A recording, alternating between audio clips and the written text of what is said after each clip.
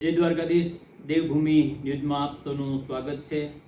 ને આજે ખાસ તો તમારી વચ્ચે અમે ઘણા વિશેષ વ્યક્તિઓને લઈ અને આપની વચ્ચે ઉપસ્થિત થતા હોઈએ છીએ. પણ આજે મારે એક સુંદર મજાની સૂક્તિથી શરૂઆત કરવી છે કે માતા મેં આયા માંગને તુમ દેતી સબકો રહેતી હો.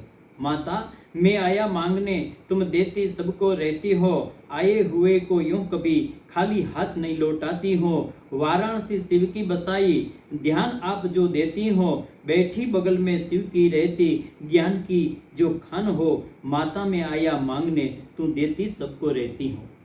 આવા સુંદર મજાના શબ્દો જે આપને સાંભળવા મળ્યા અને એમના જે દ્યોતક છે એવા ડૉક્ટર રમેશચંદ્ર મુરારી, જેમને આજે આપણે મળવા માટે જઈ રહ્યા છીએ અને સુંદર મજાના વાતો, કારણ કે ક્યારેક ક્યારેક વિશેષ વ્યક્તિત્વ હોય એ વિશેષ વ્યક્તિની જે કર્મશૈલી હોય છે એ સમાજ માટે હોય છે, બાગ સમાજ માટે હોય છે. તો આવો ન કેવલ ફૂલ, ન કેવલ છોડ, પણ જાણે કે આખો બાગ જેમણે સમગ્ર યુવાનોને માત્ર નહીં પણ સમગ્ર માનવ જાતિને આપ્યો હોય, પોતાના પુસ્તકોના માધ્યમથી, પોતાના સાહિત્યના માધ્યમથી, પોતાની કવિતાની માધ્યમથી અને પોતાની દૂરંદ્રષ્ટિતાની માધ્યમથી. તો ત્યારે ચાલો એક એવા વિશેષ વ્યક્તિને મળીએ કે જે ન કેવલ મારા અને તમારા માટે પણ તો એવી દૂરંદ્રષ્ટિતા સમગ્ર જગત માટે થઈ. કારણ કે કવિ છે એ જગત કલ્યાણની વાતો કરે, લેખક પોતાનું લેખન જગત કલ્યાણ માટે કરે, સ્વકલ્યાણ અર્થે નહીં, જગત કલ્યાણ અર્થે. તો એવા પોતાની પાસે રહેલી જે પોતાની બુદ્ધિ પ્રતિભામાંથી અને માં ભગવતી સરસ્વતીએ જે એમની અંદર જે કુશાગ્રતા મૂકી છે એણે શબ્દના માધ્યમથી જગતને સમર્પિત કરી છે, એવું વિશેષ વ્યક્તિત્વ એટલે ડૉક્ટર રમેશચંદ્ર મુરારી. આવો એમને જ મળીએ. હવે પછી આપ સૌને જેના હું દર્શન કરાવી રહ્યો છું એવા વિશેષ વ્યક્તિત્વ એટલે ડૉક્ટર રમેશચંદ્ર મુરારી સાહેબ. એક મારે આપને આજે દેવભૂમિ ન્યૂઝના માધ્યમથી જ્યારે આપણે એક ચર્ચાના વિષય પર આવ્યા છીએ અને એક વિશેષ વ્યક્તિને અમે બધા મળી રહ્યા છીએ, ત્યારે સાહેબ આપની આ શરૂઆત, જાહેર જીવનની શરૂઆત, કારણ કે શિક્ષક એટલે જાહેર, તો જાહેર જીવનની શરૂઆત આપની ક્યારથી થઈ અને આપની પૂર્વ ભૂમિકા શું છે એનો સૌથી પહેલા જે છે અમારા તમામ દર્શક મિત્રોને આપ એનો ચિતાર થોડો કરાવો. તમામ દર્શક મિત્રો આપને નમસ્કાર. આ સાથે જ દેવભૂમિ દ્વારકા તેમજ આ પ્રોગ્રામના અધિકારીશ્રીઓ દરેકને નમન કરું છું. આમ તો માનવ જીવન વિચારો તો કંટકાકીર્ણ જેને કહો એવો છે, છતાંય એમાં ક્યારે ક્યારે એવો બને કે શિક્ષાથી લઈને જ્યાં સુધી તમે પહોંચ્યા હોય, એક એક ડગલે પગલે, એક એક કડી, એક એક સમય અમૂલ્ય છે. મારે દ્વારકા શારદા પીઠમાં જ્યારે 1990માં હું અહીંયા જોડાણું as a lecturer in Sanskrit તરીકે, એમની એકેડેમી દ્વારકાધીશ સંસ્કૃત એકેડેમીમાં વિગત 22 વર્ષ અહીંયા નોકરી કરી, સેવા કહો, નોકરી કહો, જે કહો, એમાં તમામ જ્ઞાન મહાપુરુષો દ્વારા, જગતગુરુઓ દ્વારા, તમામ વિવેચકો દ્વારા, દ્વારકા આવનાર તમામ આગંતુકોથી જ્ઞાન મળ્યો, જોયો કે માનવ જીવન એક યાત્રા ઉપર આધારિત છે. યાત્રા બે પ્રકારની હોય, એક સુખદાયી યાત્રા હોય છે અને એ ક્યારે ક્યારે એમ વિચારો તો દુઃખદાયી પણ હોય છે. માનવ શરીર જો વિચાર કરો, ઉપનિષદો, વેદોમાં, તમામ પુરાણોમાં અમારા કથાકારશ્રીઓ, આચાર્યો, જે વિવેચકો છે, એમની જીવનની એક જીવન દર્શનની પદ્ધતિ જુઓ તો લગભગ એમ લાગે કે એમને પોતાના જીવનમાં દરેક ચીજ સહી જોઈ, સહી ઉતારી અને સહી લખ્યો. જેના હિસાબે એક જોયો મેં થોડો ક્યારે થોડો જ્યોતિષ શાસ્ત્રને પણ જોવાનો મન થયો. આયુષ્ય એમની બહુ સરસ રહી. માનસિક સંતુલન પરમાવશ્યક છે માનવ જીવનમાં, જેનાથી તમે શિક્ષણ ક્ષેત્રે ઉન્નતિ કરી શકો, મનને સ્થિર રાખી શકો છો.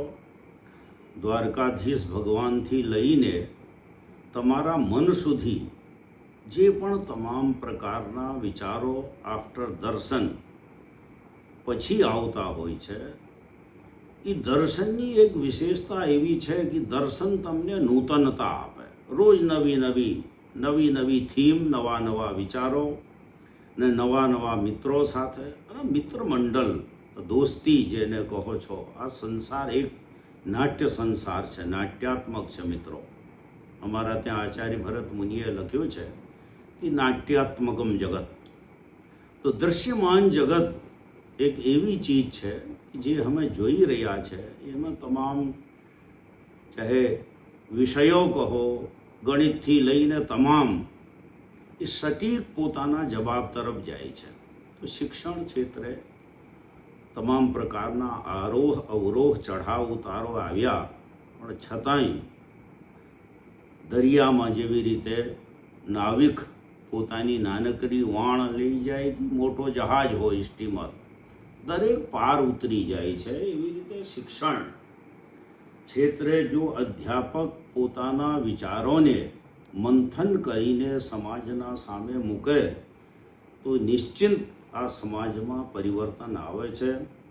અમારા ભારતના નવયુવાનો એના માટે માર્ગદર્શન અમારી ઇતિહાસની કથાઓ, પુરાણોની મહાકથાઓ આજ ભરેલી છે, એમને થોડા જીવનમાં ઉતારવાનો પ્રયત્ન દરેક મનુષ્ય કરે તો મને એમ લાગે કે સુખ તરફ યા સુખી થવામાં એને કોઈ વંચિત નહીં રાખી શકે.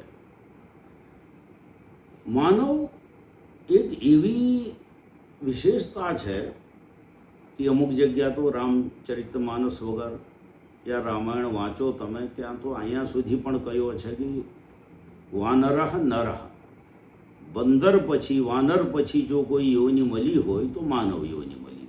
સૌથી વધારે બુદ્ધિમાન, સૌથી વધારે હોશિયાર, ઇન્ટેલિજન્ટ પર્સન, અને પોતાના ધર્મને જે જાણી શકે.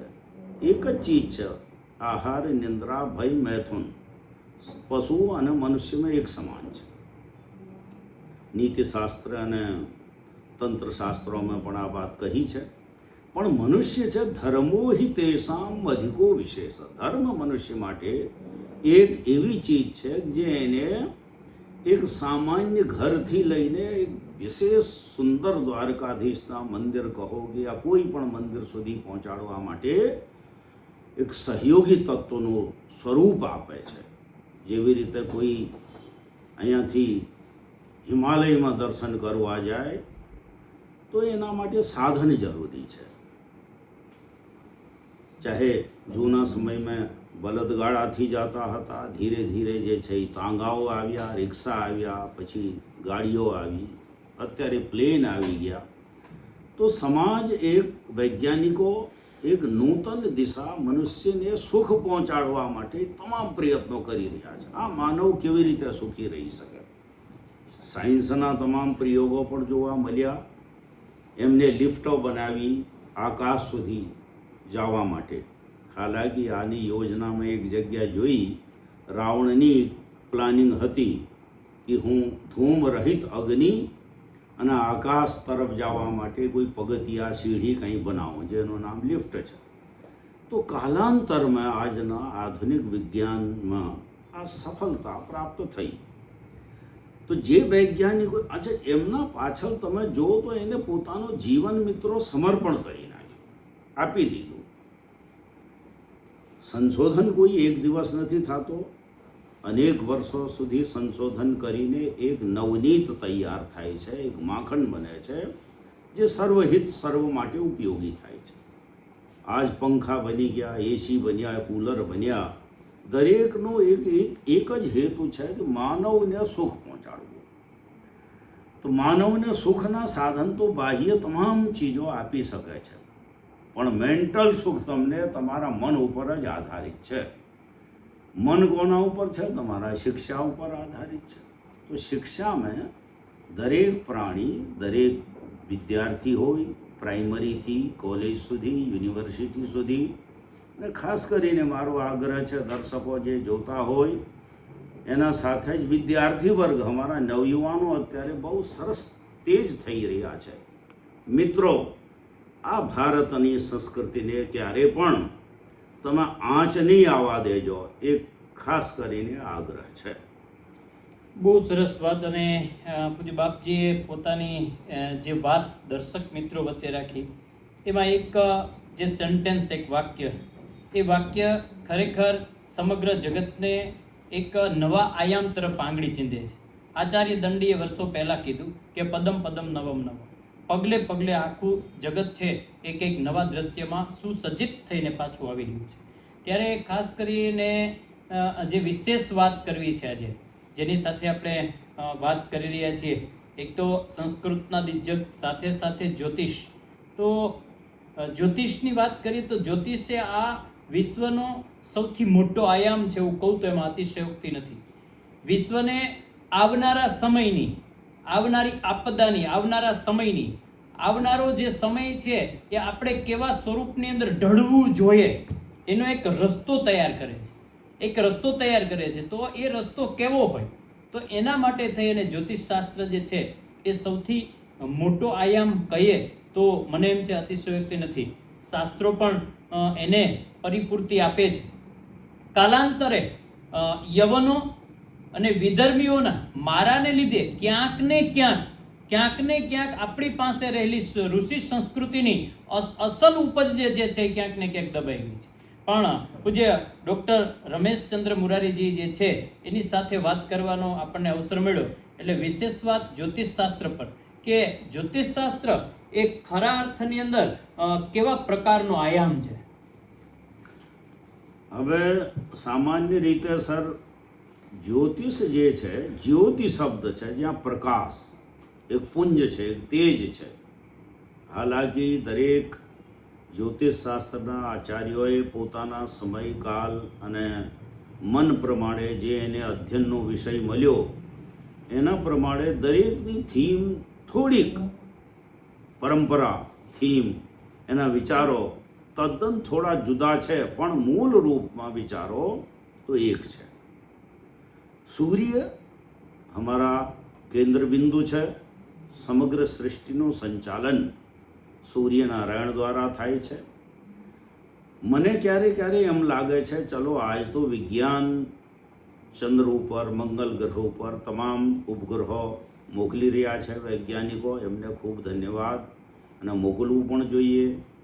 ભારત સરકાર પણ એમાં પાછળ નથી, અને કરવું જોઈએ, અને સંશોધન જરૂરી છે. हमारा ત્યાં जब જ્યોતિષ શાસ્ત્રનો વિચાર કરીએ તો જે તે સમયમાં ચંદ્રગ્રહની કલ્પના જ્યારે લોકોના મગજ ઉપર થતી હશે, ચંદ્ર છે, મંગલ છે, તો એ સમયમાં हमारा જે જ્યોતિષ શાસ્ત્રના કારોએ એમ લખેલ છે કે ચંદ્ર એટલા 1000 કિલોમીટર દૂર છે, લાખ કિલોમીટર, 3,88,000 જે આજ અમે માપી રહ્યા છીએ એ સટીક ઉતરે છે, એકદમ સત્યતા. ત્યાં એમ લાગે છે કે પ્રાચીન જે શાસ્ત્ર છે, ભારતીય શાસ્ત્ર, જેને તમામ લોકો એમ સમજે ને કે આજ આ તો ખાલી જન્માક્ષર જોવા સુધી જ્યોતિષ એક મહાવિજ્ઞાન છે, ગ્રહગણિત છે. હવે ક્યાં એક નાનકડો હમારા એક ઝોપડી ઉપર બેઠેલો એક ઋષિ તત્વજ્ઞાની પાટી ગણિત અને બીજ ગણિત, અંક ગણિતના કલ્ક્યુલેશન કરીને સાહેબ પોતાના જીવનને સમર્પણ કરી દે છે. આહા, આ ભારત ભૂમિ એ વિશ્વને એક પડકાર આપે છે કે ભાઈ આ નંબર, આ રાશિઓ, આ નક્ષત્રો, આ યોગો, આ કરણો અહીંયા સુધી બતાવવામાં આવ્યો છે. મેં એકાદ ગ્રંથ એવા વાંચ્યા નરપતિ જયચર્યા વગર, માટી સૂંઘીને તમે કહી શકો કે આ માટીમાં દોષ છે કે આ દોષ નથી. ત્યાં એ સમયમાં પ્રેક્ટિકલ જ હશે. આજના સમયમાં તો સાયન્સના તમામ યંત્રો પણ આવી ગયા.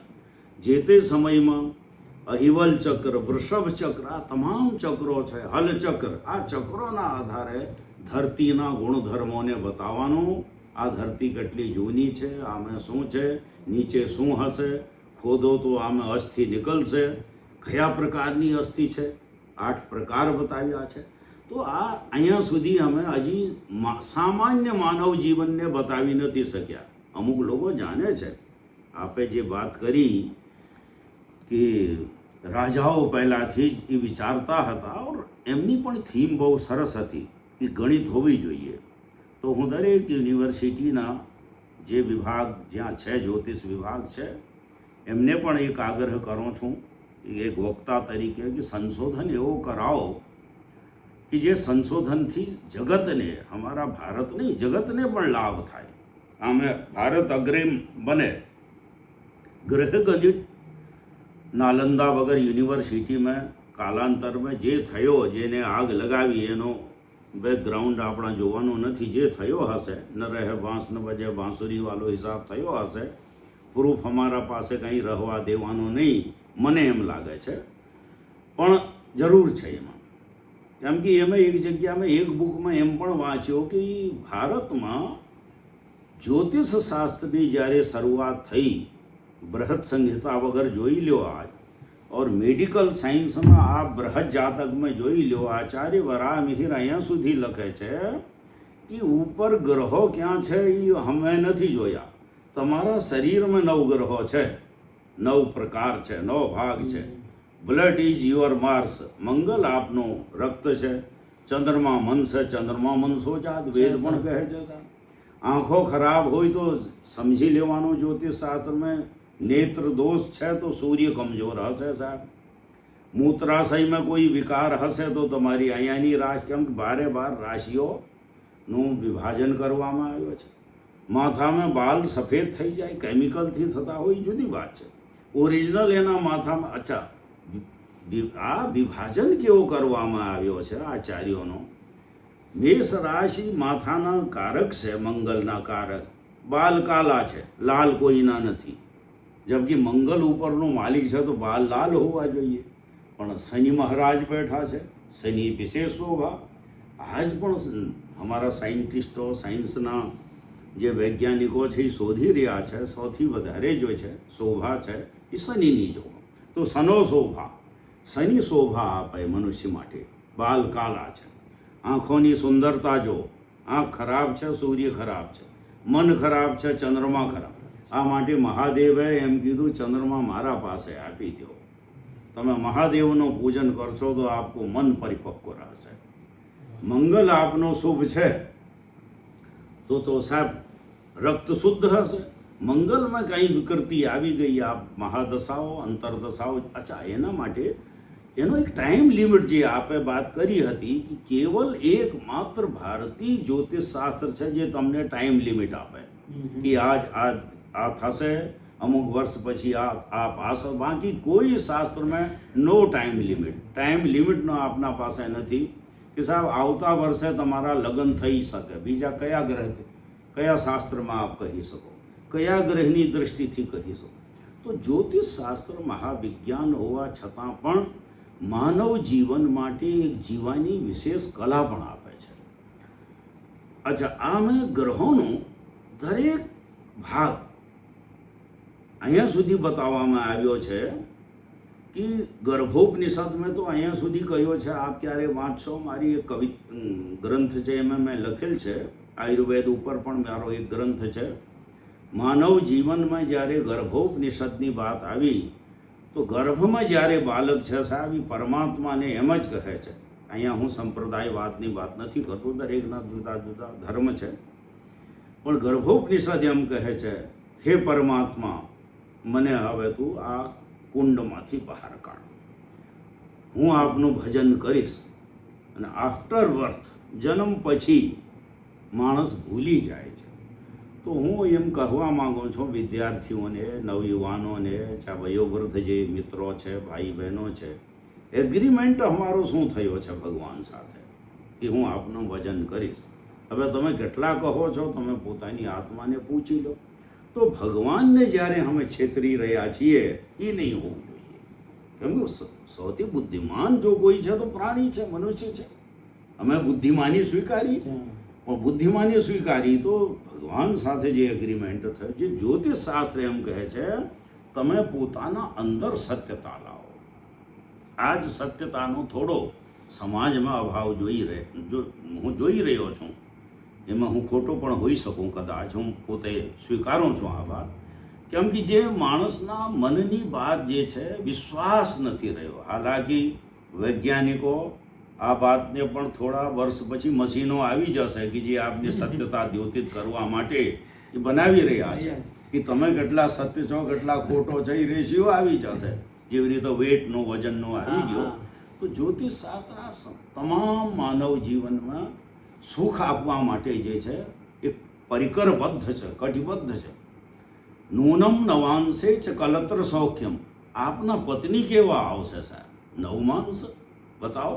દરેક આચાર્યોએ કેટલા વર્ષો, હજારો વર્ષો સાહેબ અમારા ભારતમાં આ રિસર્ચની વાત અમે કરીએ ક્યારે ક્યારે એમ લાગે છે કે રિસર્ચ તો લાખો વર્ષ પહેલાં અમારા ત્યાં થઈ ગયો. આ સબ સૂક્ષ્મ એક એક ચીજ, દરેકના ગુણધર્મ, આયુર્વેદમાં પણ તમે જાઓ તો દરેક ચીજના ગુણધર્મો બતાવવામાં આવ્યા છે સાહેબ. આ વસ્તુ આપને ગેસ કરશે, આ સરસ રહેશે, આમાં તમારે પ્રોટીન મળશે, શું વસ્તુ મળશે. આ તમામ ચીજો એક એક સૂક્ષ્મ વિચાર. એના સાથે ગ્રહોના રત્નો પહેરવાથી શું થશે, એના જપ છે ગ્રહોના, દરેકના વિભાજન બતાવવામાં આવ્યા. એમને એમ નહીં કે 10,000 કરી દો. શું કામ સૂર્યનો જપ 6,000 રાખવામાં આવ્યો છે? એના મંત્રો સાથે, એની ગણિત સાથે, એની કાંઈ જે છે વિશેષતા છે એના માટે એના જપ નિર્ધારિત કરવામાં આવ્યા છે. એવા કલર સાહેબ નિર્ધારિત કરવામાં આવ્યા છે. અને એના સાથે સાથે જ્યોતિષ શાસ્ત્ર એક ઇન્ડિકેશન પણ આપે છે આપને કે ભાઈ આપની આયુષ્યનો હવે સમય આવી રહ્યો છે, આપ એલર્ટ થઈ જાઓ. દરેક મા બાપ, દરેક દાદા દાદી જે પણ હોય, મોટી ઉંમરના હોય, એ અમને એક ઇન્ડિકેશન આ માટે આપે છે કે હવે તમે સંસારમાંથી મુક્ત થઈને એક વાનપ્રસ્થ પછી એક સંન્યાસનું જીવન ગ્રહણ કરી શકો આ ઉંમર પછી. આમાં પણ જ્યોતિષ શાસ્ત્રનું બહુ મોટું યોગદાન છે. સમગ્ર માટે જ્યોતિષ જે ભૂમિ ઉપર પેદા થયો, કોઈ પણ સંપ્રદાયમાં હોય, ચાહે અમારા મુસ્લિમ વર્ગના ભાઈઓ હોય, હિન્દુ હોય કે ક્રિશ્ચિયન હોય, કોઈ હોય, ગ્રહગણિત દરેક, સૂર્ય દરેકને માટે લાગુ પડે છે. અને સનરાઈઝ અને સનસેટ દરેક જુએ છે. તો જે સૂર્યના નીચે છે એ ઉપરના જે લોક છે, ઉર્ધ્વલોક, કેમ કે એમાં એમ પણ લખેલ છે ભૂ સ્વ જન્મ તપ સત્યમ. સત્યલોક ક્યાં છે? કથા તો અમે ઘણી વાંચી જે છે. સત્યનારાયણની કથામાં પણ આવે છે. દેવર્ષિજી પોતે કહે છે કે નો ઉપાયન ચેતે સામ દુઃખ નાશો ભવ. મહારાજ દુઃખ દૂર કરો મનુષ્યના. તો જ્યાં સુધી બને મિત્રો, ઇન્ટેલિજન્ટ જો પર્સન જે છે લોકો, તમે પોતાના સાયન્સ દ્વારા મનુષ્યનો દુઃખ દૂર કરવાની કોશિશ કરજો. અમે આવી કોશિશ કરી રહ્યા છીએ અને કરશું. અમારા તરફથી જે હશે આ ભારત ભૂમિને અતિ પવિત્ર માનીને, આ ઋષિઓની ભૂમિ છે સાહેબ. સપ્ત ઋષિઓ અહીંયા થયા છે, બીજી જગ્યા તો મેં હજી સુધી વાત નથી સાંભળી સપ્ત ઋષિઓનો જન્મ ભારત સિવાય કંઈ થયો હોય. તો અતિ પવિત્ર મહાન દેશ છે. આમાં તમામ ગ્રહો જે છે સમય પ્રમાણે પોતાનો ભાગ ભજવે છે. અસ્તુ જય. ખાસ કરીને જે આપે વાત સાંભળી, મેં પેલા જેનું મુખડું આપ સૌની વચ્ચે રાખી દીધું હતું કે બધા વિષયોનું કલેક્શન ભેળું કરો એટલે જ્યોતિષ શાસ્ત્ર બને. તમામ વિષયો. તો એમાં એક તલસ્પર્શી બાબત ડૉક્ટર સાહેબ તો ત્યાં સુધી કહે છે કે એક સબ્જેક્ટ ઉપર, એક નાના જ્યોતિષના યુનિટ ઉપર દળદાર ગ્રંથો લખી શકાય. પછી ગ્રહોની વાત હોય, નક્ષત્રોની વાત હોય, રાશિઓની વાત હોય, બ્રહ્માંડના પરિભ્રમણો, જે કોઈ સિતારાઓ પરિભ્રમણ કરી રહ્યા છે એમની વાત હોય. તો આ બહુ મોટું યુનિટ જે છે એ જ્યોતિષ શાસ્ત્રનું છે. આપણે તો એક નાનકડા માત્ર ને માત્ર ક્યાંક ને ક્યાંક કુંડલી અથવા તો જન્માક્ષર સુધી રહીને સીમિત થઈ જઈએ છીએ. પણ ખાસ જન્માક્ષરની જ વાત આવી તો ડૉક્ટર સાહેબે ઘણી બધી વાતો, પુસ્તકો પણ લખ્યા છે.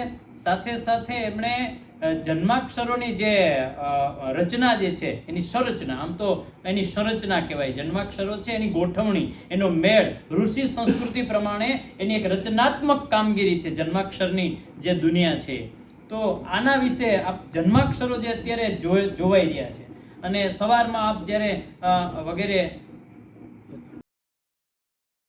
ડોક્ટર સાહેબ, એક ઘણી બધી વાતો સવારમાં આપણે ટીવી ચેનલો ખોલીએ ત્યારે લગભગ મોટા ભાગે જન્માક્ષરોની ગ્રહોની આ વાતો આપણે સાંભળતા હોઈએ છીએ. પણ ખરેખર આપે જેમ કીધું એ વાત પણ સત્ય છે. સૌ કાળક્રમે પોતપોતાની રીતે જે છે એ પોતાની બુદ્ધિ ક્ષમતા પ્રમાણે કોઈ ગ્રંથનો આશરો લઈ અને સૌ પોતપોતાની રીતે એની અંદર પોતાનું જ્ઞાન અને પોતાને મળતી સમજણ પ્રમાણે વાતો કરે, વાત સત્ય છે. પણ જન્માક્ષરની સંરચના ખરેખર છે શું? હવે સાહેબ, જન્માક્ષર વિશે આપે જે પ્રશ્ન પૂછેલો, એક બહુ સરસ વાત हमारा एक मानसागरी नामक ग्रंथ में लख्यो छे ग्रंथकारे, षष्ठी दिनेया लिखिता विधाता ललाट पट्टे क्षर मालिकाया.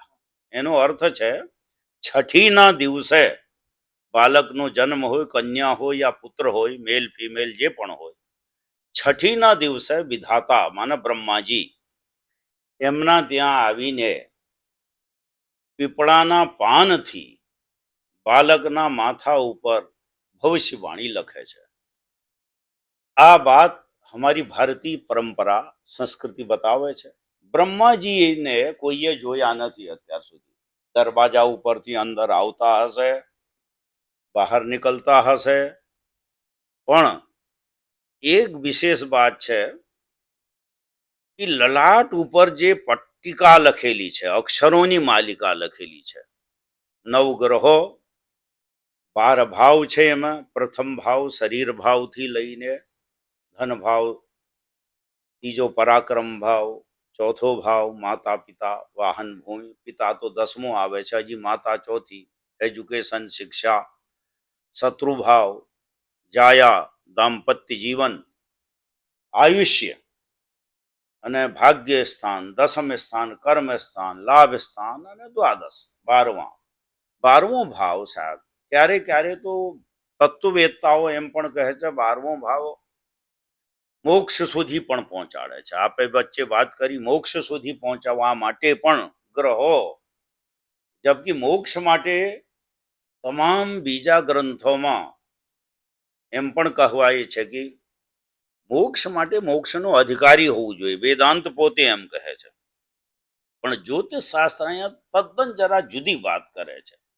If you have Jupiter and Rahu is 12th house, 12મા ભાવમાં ગુરુ અને રાહુ હોય યા બેમાંથી એક કોઈ હોય તો એને મુક્તિ મળે.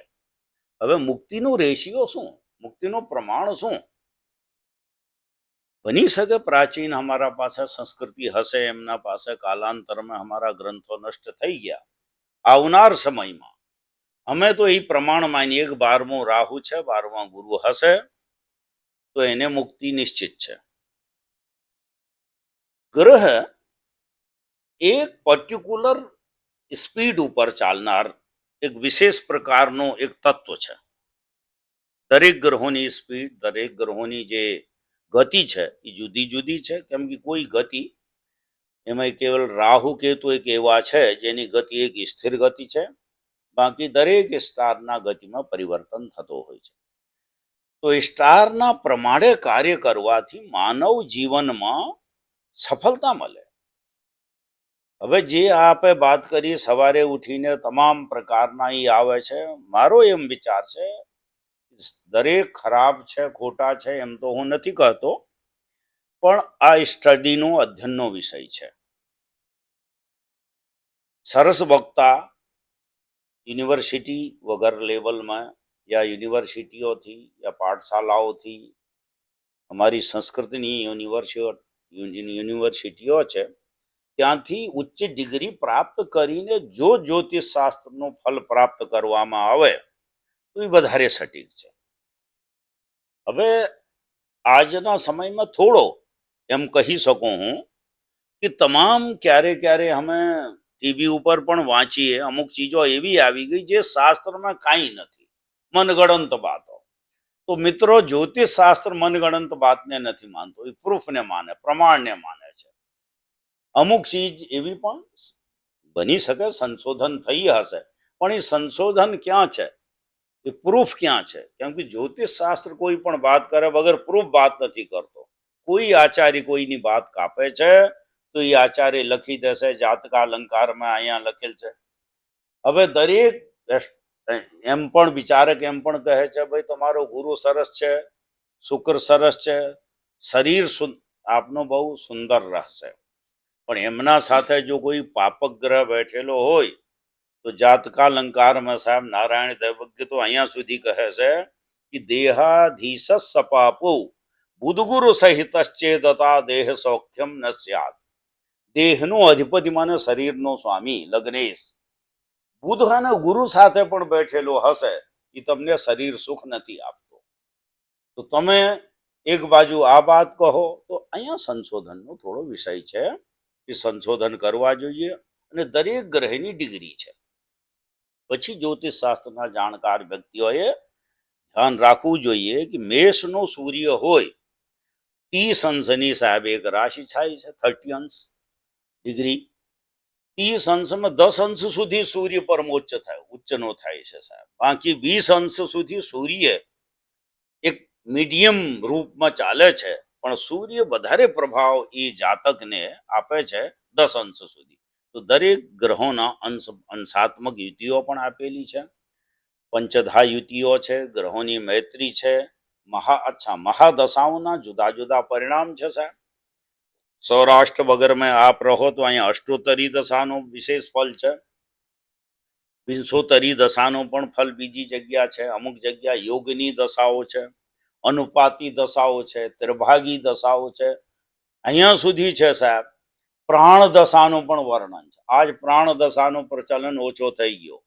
હાર્ટ એટેક ક્યારે આવવાનો છે એના ઉપર આપ કેલ્ક્યુલેશન કરો તો કોઈ પણ વ્યક્તિના હાર્ટ એટેકને આપ બતાવી શકો છો, પણ એમાં મંગલની પોઝિશન જોવી પડે. કેમ કે જ્યાં સુધી મંગલને નહીં જોવો, કેમ કે આપના હાર્ટમાં હંમેશા હૃદયમાં મંગલની ગતિનો વિશેષ પ્રભાવ પડે છે.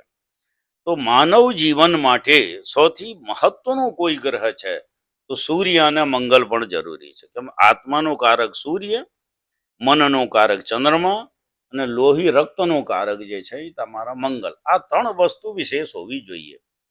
તો જ્યોતિષ શાસ્ત્ર પરિપૂર્ણતાથી એથેન્ટિક રૂપમાં પ્રમાણિક વાત કરે છે. જ્યાં પણ જેના સાથે વાત કરે કે ઉતાવળ નહીં કરવાની, કોઈ ચીજ જો સ્થિરતાથી એને જો. કેમ સ્થિરતાથી જે આવનાર પર્સન છે, આવનાર વ્યક્તિ છે, એને એ શાસ્ત્ર પ્રતિ અવિશ્વાસ નહીં હોવો જોઈએ. તો આજના તમામ મિત્રો મેં જોયો છે એમ પણ કહે છે આર્થિક દ્રષ્ટિને મહત્વ માનવા માટે પબ્લિકને, કોઈ જનતાને ગુમરાહ કોઈ કરે એનાથી શું છે, શાસ્ત્ર બદનામ થઈ રહ્યો છે. મેં તમામ જગ્યા તમામ લોકોએ મને પણ આ પ્રશ્ન કરેલો, સર આવો આવો બતાવે છે. કીધું ભાઈ તમે એક ઓથેન્ટિક વ્યક્તિ પાસે જાઓ જ્યાં એ આપનો સહી, હા દશાફલ છે, આપનું કેલ્ક્યુલેશન છે, એમાં સૌથી મુખ્ય જવાબદાર છે સાહેબ મધર ફાધર. બાળકનો જન્મ ક્યારથી થાય છે, ક્યારે થવાનું છે, શું છે, એના માટે એલર્ટ આપ રહો. આપ એસ્ટ્રોલોજરને જે સમય આપશો એ એસ્ટ્રોલોજર પ્રમાણે જન્માક્ષર બનાવશે, યા કેલ્ક્યુલેશન કરી શકો આપ પોતાના મોબાઈલ કમ્પ્યુટર ઉપર. તો કમ્પ્યુટર તમને પરફેક્ટ હોરોસ્કોપ આપે છે. એનું અધ્યયન જ્યોતિષ શાસ્ત્રના જે જાણકાર છે, દૈવજ્ઞને શબ્દ આવ્યો છે સાહેબ, એને દેવને જ્ઞ માને, જ્ઞાન અવબોધને ધાતુ છે વ્યાકરણ દ્રષ્ટિયા. તો જ્ઞાન અવબોધની જાતું એકદમ ઉચ્ચ પ્રકારનું નોલેજ. તો એ દૈવજ્ઞના ઉપર કોઈ પણ એવા વિચાર નહીં હોવા જોઈએ, શંકા નહીં હોવી જોઈએ. તો દૈવજ્ઞ શબ્દ જ્યાં આવ્યો છે એને જાળવી રાખવા દરેકની જવાબદારી છે જે જ્યોતિષ શાસ્ત્ર જાણે છે. હવે કઈ બહુ સરસ વાત, 2-4 જે વાત ખરેખર આજના સવારમાં ઉઠી અને પોતાના ભાગ્યને કાંઈક તો ક્યાંક ન્યૂઝ પેપરના પાના ખોલી અને જોવાની જે દ્રષ્ટિકોણ રાખતા હોય, ક્યારેક સવારમાં ઉઠી અને સીધી ન્યૂઝ ચેનલ કોઈ પણ જોઈ અને જ્યોતિષ શાસ્ત્ર અથવા તો જ્યોતિષ આચાર્ય જે છે એની વાતને સ્વીકારવાની તૈયારી કરી રહ્યા હોય. પણ પૂજ્ય બાપજીએ બહુ સરસ મજાની વાત કરી કે જ્યોતિષ શાસ્ત્ર ખૂબ બારીકાઈથી ઝીણવટભર્યું કાર્ય કરે છે, ચોખવટપૂર્ણ કાર્ય કરે છે, શ્રદ્ધા સાથે કામ કરે છે, સચોટ ને સટીક કાર્ય કરે છે. પણ તો આ વિષય ખરેખર એટલો બધો સંશોધનનો વિષય છે, એ પણ વાત બાપજીએ કરી. બીજી એનાથી વિશેષ કે આ વાત તો સમાજના યુવાનો માટે થઈ, શાસ્ત્ર માટે થઈ, આવનારી પેઢીઓ માટે થઈ. એનાથી વિશેષ જે વાત છે તો બાપજીનું લેખન પરત્વેનું એનું જ્ઞાન, એનો દ્રષ્ટિકોણ, દરેક લેખક કે કવિનો એક ચોક્કસ દ્રષ્ટિકોણ હોય કે એને સમાજને શું આપવું. દરેકની પોતાની ભાવના હોય કે મારે જગતને શું આપવું, સમાજને શું આપવું. તો એક એવા વ્યક્તિની વાત જે એમણે લખી છે, એણે એવા વ્યક્તિને એક સમાજની વચ્ચે મૂકવાની, પોતાના શબ્દ દેહથી સમાજની વચ્ચે મૂકવાની જે એમણે તૈયારી કરી અને સમાજને આપી છે. ખાસ કરીને આપણા યશસ્વી વડાપ્રધાન નરેન્દ્રભાઈ મોદી, કે જેમની 75મી જન્મ જયંતિ, હમણાં 75મી જે વર્ષગાંઠ છે એ 17 તારીખથી આપણે ઉજવવાના છીએ. ખાસ કરીને આખું વર્ષ જે છે એ આખા વર્ષના અવનવા કાર્યક્રમો જે છે એના આપવાના છીએ.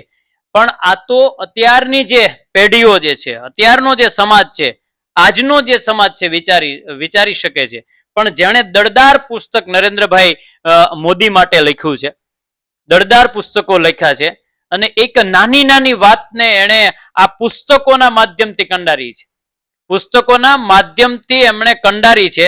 તો વિશેષ આપણે બાપજી સાથે એ વાત કરીએ કે 21મી સદીનું ભારત અને તમારું પુસ્તક, જે ખાસ કરીને નરેન્દ્રભાઈ મોદી કે જેમના મોટા ભાગના કાર્યો આની અંદર વર્ણિત કરી અને એક અલગ પ્રકારની જે ભૂમિકા ઉપર આપે જે પુસ્તક લખ્યું છે, આ પુસ્તક લખવા પાછળનું આપનું તાત્પર્યાર્થ શું છે? હવે સાહેબ, એ આદરણીય ભારતના વડાપ્રધાન શ્રી મોદી સાહેબ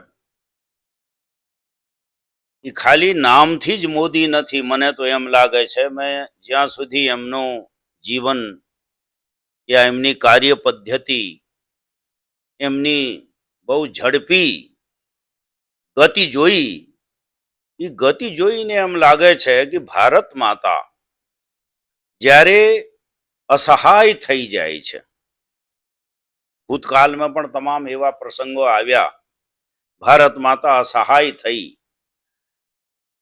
એમ માનો તો આ અસહાયને સાથ આપવા માટે એક દિવ્ય મહાપુરુષનો જન્મ થાય છે. એ દિવ્ય મહાપુરુષ કોઈ પણ રીતે, ચાહે સ્વામી વિવેકાનંદ હોય, કોઈ હોય, એવા મહાપુરુષો, જગતગુરુ શંકરાચાર્ય હોય, યા ભારતના વડાપ્રધાન શ્રી હોય, એ સામાન્ય શક્તિ નથી, એક અલૌકિક મહાપુરુષનો જન્મ છે. મને એમ લાગે છે, જ્યારે અમે ગાયત્રી મંત્રની ઉપાસના કરીએ, સંધ્યા વગર કરીએ, ત્યારે એક સપ્તઋષિઓમાં એક સુંદર ઋષિ વિશ્વામિત્ર ઋષિનો જ્યારે જન્મ થયો, એમને જે વૈદિક મંત્રોમાં એક મંત્ર હતો ગાયત્રી મંત્ર, ગાયત્રીની ઉપાસના કરીને પૃથ્વીને એક નવી દિશા આપી. એવી એક નવી દિશા ભારત માતાને આદરણીય વડાપ્રધાન શ્રી મોદી સાહેબે આપી.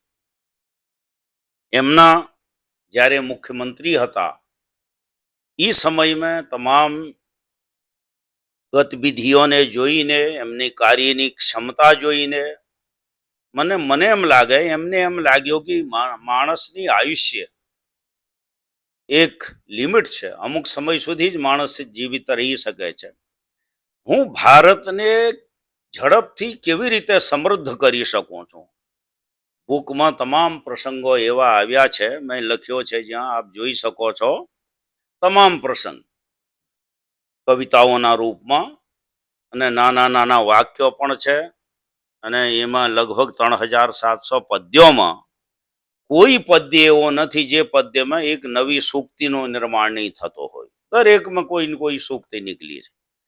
તો સમુદ્રમાં ગાગરમાં સાગર ભરવા જેવો સમુદ્રમાંથી એક મોતી, એક મણી નીકળી હોય, એક રત્ન નીકળ્યો હોય, જેને અમે ગૌરવથી ભારતના વડાપ્રધાન શ્રી આદરણીય મોદી સાહેબના નામથી કહી શકીએ. એમને અતિ ઝડપથી નોટ ઇન વન, કોઈ એક દિશાની, સમગ્ર દિશાને જોઈને, ચાહે આપ એરપોર્ટથી જો, એક સમય એવો હતો સાહેબ, ભારતના વિમાનમાં સામાન્ય માણસ, કોમન મેન જે હોય, યાત્રા નહીં કરી શકે એવો એનો. હવે આજ નાના નાના પણ સેન્ટરોમાં આપ જોઈ શકો છો, વિમાનો બનાવી દીધા છે અને ત્વરિત ગતિથી દરેક એમની યાત્રા ચાલે છે અને માનવ એક દેશથી બીજા દેશ અને એક સ્થાનથી બીજા સ્થાનમાં અતિ ઝડપથી પહોંચી જાય છે.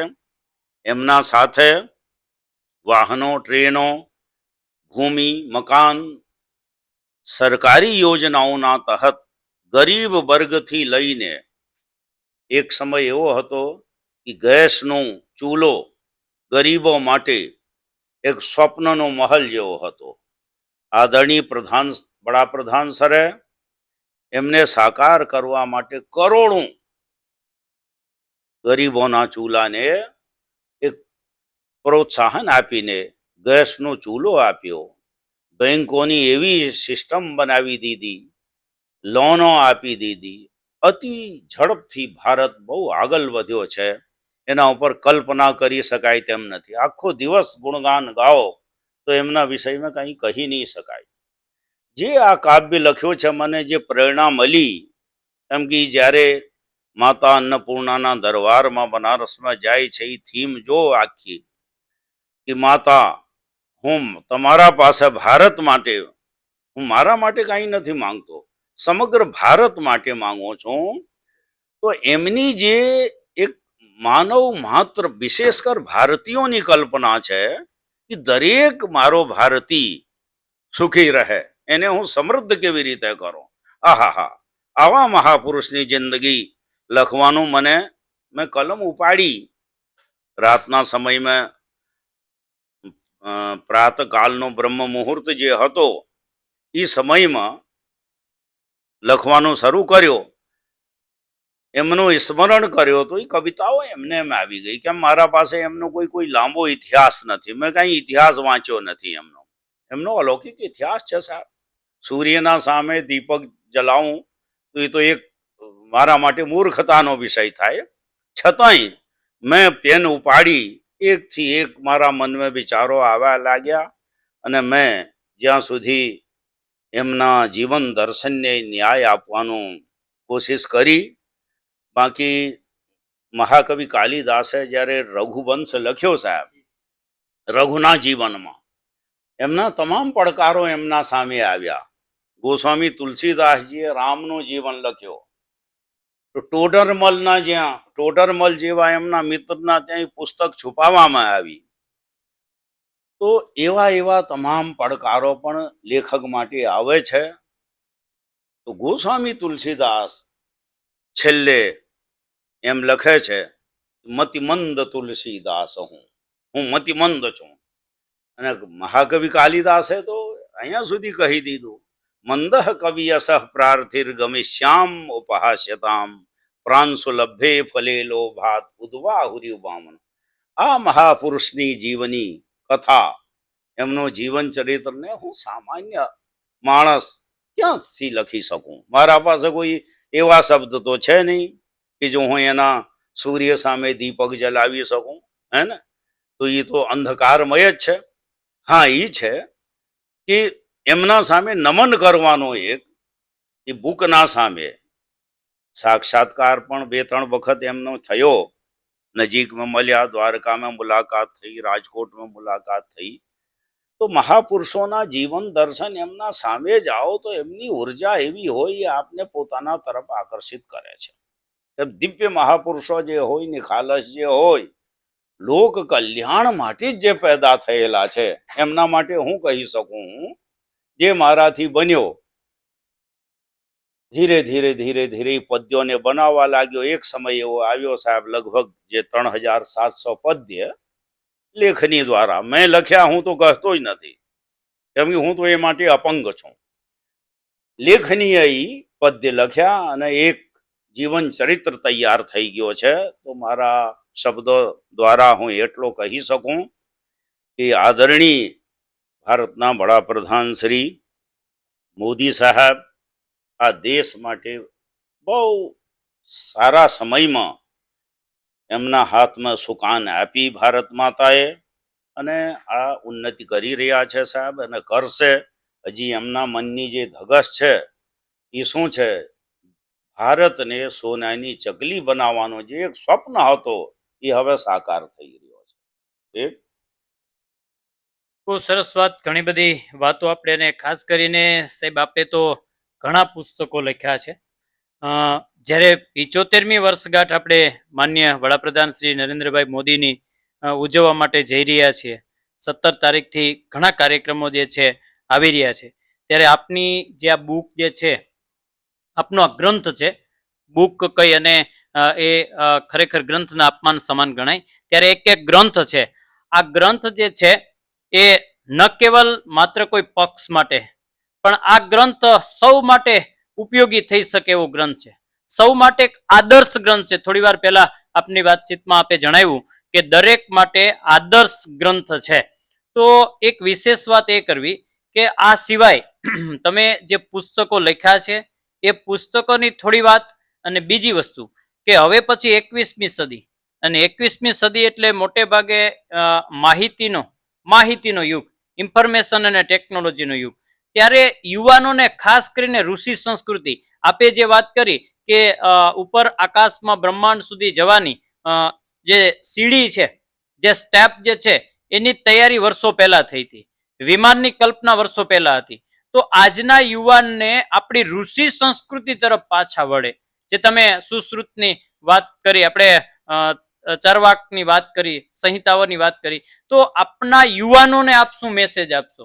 કારણ કે આ તો આપણી જે તળધરતીની વાતો છે, આ ઋષિ સંસ્કૃતિ જે તમે કીધું, એક વાત બહુ સરસ મજાની આપે આપની વચ્ચે મૂકી કે ભાઈ કેલ્ક્યુલેશન, કે વર્ષનું કેલ્ક્યુલેશન, એને અહીંથી બ્રહ્માંડ સુધીના જે સિતારાઓ છે આનું કેલ્ક્યુલેશન, આવડી મોટી આપણી પાસે વિરાસત છે. તો આ વિરાસતની જાળવણી અને આ વિરાસત જે છે એની સાચવણી, એનો પ્રચાર ને પ્રસાર થાય અને વધારેમાં વધારે પડતું વિશ્વ વેગવંતું બને, આ માટેથી તમે યુવાનોને શું સંદેશો આપશો? હવે મિત્રો, પ્રશ્ન બહુ સરસ પૂછેલો છે. આજે ગ્રંથની હમણાં વાત થઈ, નમો ભારતમ, હું ભારતને નમન કરું છું, તથા નરેન્દ્ર મોદીજીનો ભારત. આ ભારત બહુ ઝડપથી આગળ વધી રહ્યો છે. નવયુવાનો માટે તમામ સંદેશો છે.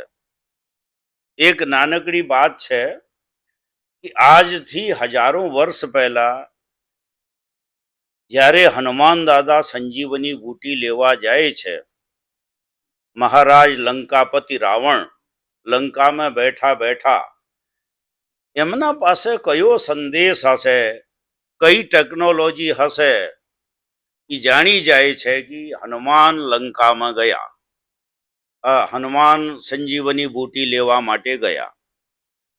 કાલનેમીને મોકલે છે.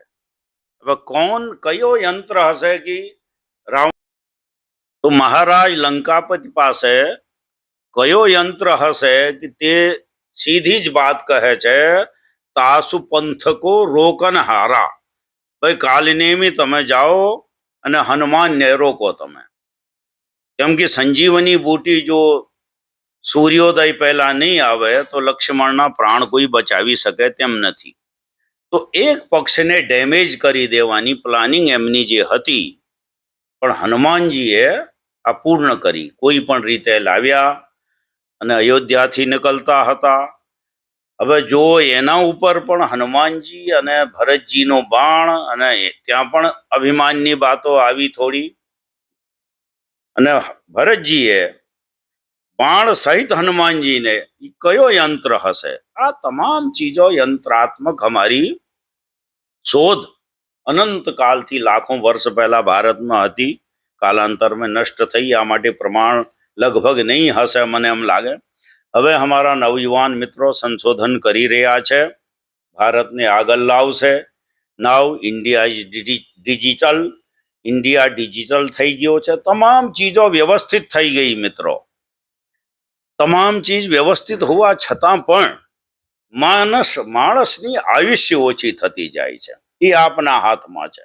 સબ સુવિધા આપને આપી રહ્યા છે, સરકાર આપી રહ્યા છે, આદરણીય વડાપ્રધાન સાહેબ આપી રહ્યા છે, તમામ વિભાગો આપને સુખ સુવિધા આપી રહ્યા છે, પણ આયુષ્ય આપના હાથમાં છે. આયુષ્યને આપ જ્યાં સુધી નિરોગી નહીં રહેશો ત્યાં સુધી આયુષ્ય વધે નહીં. આ એજની એક લિમિટ છે, શરીરનો એ છે કે નષ્ટ થવાનો છે. તો નવયુવાનો ખાસ કરીને યોગા વગર, જે અમારો યોગાનો દિવસ ફાઉન્ડેશન વિશેષ કરીને 21મી જૂને મનાવવામાં આવ્યો, મને એમ લાગે યોગ પહેલાથી હતો પણ ભૂલી ગયા હશે કે શું હશે, કોઈ લાવી નથી શક્યો માનસ પટલ ઉપર. આદરણીય પ્રધાનમંત્રી સાહેબે 21 જૂન યોગ દિવસ વિશેષ મનાવ્યો. એનું મૂળ થીમ શું છે? સૌથી પહેલા શરીરને નિરોગી કરો. શરીરને નિરોગી કરશો તો તમે વર્ક કરી શકો, કામ કરી શકો. ટેન્શન આવવાનું છે, કમ્પ્યુટરના સામે બેસવાનું છે આપણે. આ માટે સ્વસ્થતા પૂર્ણ જરૂરી છે. એક બીજી છે, નવયુવાનોને ખાસ કરીને મારો આગ્રહ છે મિત્રો, આપ સૂર્યોદય પહેલા ઉઠવાની કોશિશ કરો. કેમ કે આયુર્વેદમાં એક જગ્યા એમ પણ લખેલ છે કે સૂર્યોદય પછી ઉઠો તો આપના અડધા રોગો એમના એમ આવી જાય. વર્ક જે પણ આપ કરો છો એ માત્ર આપના વર્ક સાથે મને મતલબ નથી. વર્ક કરો પણ એક સોવાની, ખાવાની પીવાની જે પદ્ધતિ છે અમારી, આ પણ માનવ શરીરને અત્યારે જે છે નિરોગતાથી દૂર રાખે છે. તો નિરોગી કાયા, શરીર સ્વસ્થ રહેશે તો દરેક ચીજ કરી શકો છો. સુખ ક્યારે ભોગો? જ્યારે શરીર સ્વસ્થ રહેશે. તો શરીરની જાળવણી બહુ જરૂરી છે. ખૂબ આમે ગ્રંથો લખ્યા છે, આયુર્વેદથી અમારી લાઇબ્રેરીઓ ભરેલી છે. તમામ એવી ચીજો જીવનમાં ઉપયોગ કરો જેનાથી બની શકે સ્વસ્થતા. નિત્યમ મિત આહાર વિહાર સેવી, આયુર્વેદનું એક સૂત્ર છે. મિત આહાર, ઓછો આહાર કરો, ઓર ફરો, વર્ક કરો. તો આ મારા નવયુવાનોને બીજો એ છે, એકબીજા સાથે સંપ રાખીને, ચાહે સ્કૂલમાં હોય, માધ્યમિક શાળાઓમાં હોય યા યુનિવર્સિટીઓમાં હોય, જે પણ પ્રોજેક્ટ તમે કરતા હોય, ગ્રુપ પ્રોજેક્ટ કરવું બહુ જરૂરી છે. આ દેશને આગળ લાવવું છે. આ દેશ આગળ ક્યારે આવશે? નોટ ઓનલી સિંગલ, કોઈ એક સિંગલ વ્યક્તિથી નહીં થાય. ગ્રુપ જરૂર બનાવો. તમે એક ગ્રુપ બનાવીને સંશોધન કરો. કોઈ પણ ચીજ, હજી ઘણા સંશોધનો બાકી છે. સંશોધન જે હોવા જોઈએ, અમારા પાસે અમારા પુરાણો વાંચો તમે, તમામ પુરાણોમાં એવી એવી વસ્તુ લખેલી છે કે મગજ કામ નહીં કરે એવા તમામ પ્રૂફ છે. વેદના અગ્નિ સૂક્તથી અગ્નિ મિલી પુરોહિતમ ત્યાંથી લઈને શરૂઆત માનવનો પડકાર છે. જો ભારતીય વૈદિક ઋષિ સૌથી પહેલા અગ્નિને, કેમ કે અગ્નિને સૌથી પહેલા આદિમાનવે જોયો, ત્યાંથી વિકાસ શરૂ થયો. ગંગાજી આવી, ભગીરથનો પ્રવાહ, રામના વંશનો, દરેકને આ સબ મહાપુરુષોએ પહેલા પણ વિકાસ કરેલો, પણ પહેલાનો વિકાસ થોડો મંદગામી હતો. આજનો વિકાસ બહુ ઝડપી છે. આજના વિકાસમાં આપ ચાહે ડ્રાઇવિંગ કરી રહ્યા છો, મનને જ્યાં સુધી સ્થિર નહીં રાખશો, આપની ડ્રાઇવિંગ ત્યાં સુધી પહોંચી નહીં શકે. મનની સ્થિરતા બહુ જરૂરી. એના માટે યોગ ઇઝ ઇમ્પોર્ટન્ટ. યોગ આ બહુ જરૂરી છે. સ્વસ્થ રહો. સમય પ્રમાણે મેં તો એક સંશોધનમાં એવો પણ વાંચ્યો કે વિમાન ઉપર પીએચડી થયા, પ્રાચીન વિમાનો ઉપર, એમાં તમામ યંત્ર એવા હતા જે યંત્રોથી માનવનું સંચાલન થતો હતો. તો આ અમારો દેશ યાંત્રિક માંત્રિક અને તાંત્રિક 3 પ્રકારનો રહ્યો છે સાહેબ. ચાહે યંત્રથી તમે કામ કરો, મંત્રથી મંત્ર પણ બહુ મહત્વના છે. મંત્ર જે પુરાણોમાં લખ્યા છે, વેદમાં લખ્યા છે, એ મંત્રોનો જ પ્રયોગ કરજો.